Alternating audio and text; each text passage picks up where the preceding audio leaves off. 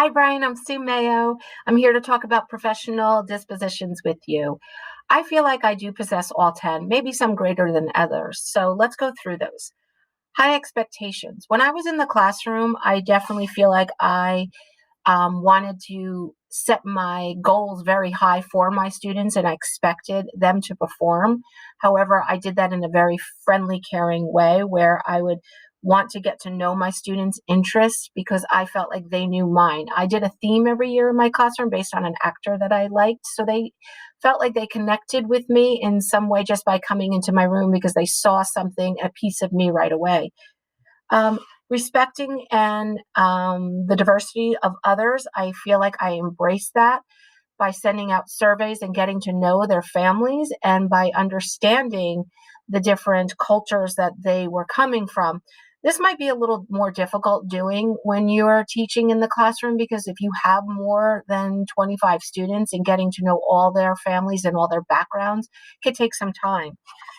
The next one being fairness. I think that this is probably one that I'm very strong with. I would set my classroom up that we would talk about fair isn't always equal and you get what you need in here.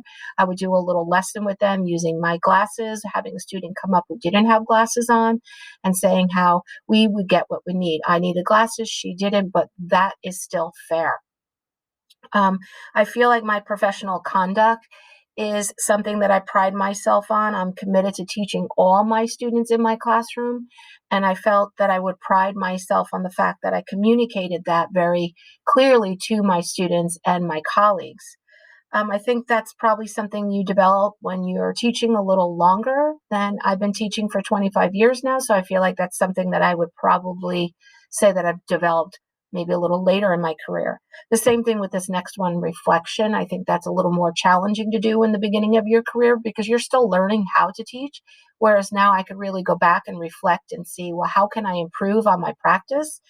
I modeled that enough in my room that I feel like my students were very good at reflecting because I would approach it as, you know what, after reflecting on my lesson and seeing how we closed, I feel like I need to go back and redo something because we didn't hit that mark. And that was something that my students would see that I would do often. So they would learn how to reflect. Curiosity, I find that as I am a teacher and an educator, I'm very curious. I'm always looking to do better. But as a teacher, that can sometimes be difficult on getting your students to ask those high order questions. So you really want to encourage them to doing that by giving them sentence stems and encouraging them to want to dig deeper into each other's conversations. That's probably more challenging, and that's something I think you develop as you are teaching longer, or you just develop it by doing it more often.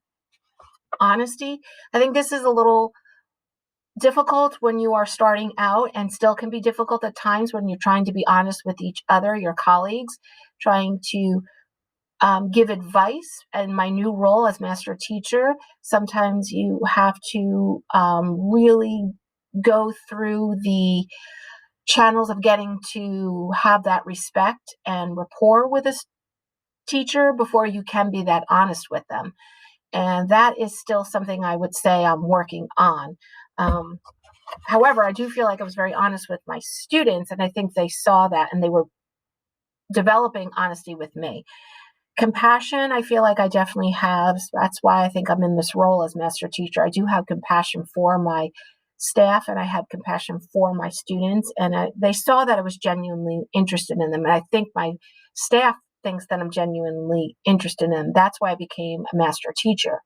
I think that I took time to converse with my colleagues and my students. And I think that's something that I probably do best. I advocate for my staff. That's why I think I'm in this master teacher role as well. I really can speak to my principals and my administration in a very honest way. And I think that my students would see that because that they saw that I would get what they needed. Dedication. I think that I am very dedicated. I'm 25 years in. I still love what I do. I'm always looking to develop better practices and learn. And I feel like I am active in participating with my staff and my teachers in developing best practices. That's why I think that this role as master teacher is really best suited for me because I do feel like I am someone who it will consistently want to do better.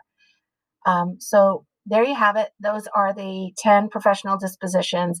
Although I do feel like I meet all of them, I think I'm better at some than others. And I think that that is something that I will continue to reflect on. So thank you and have a great day.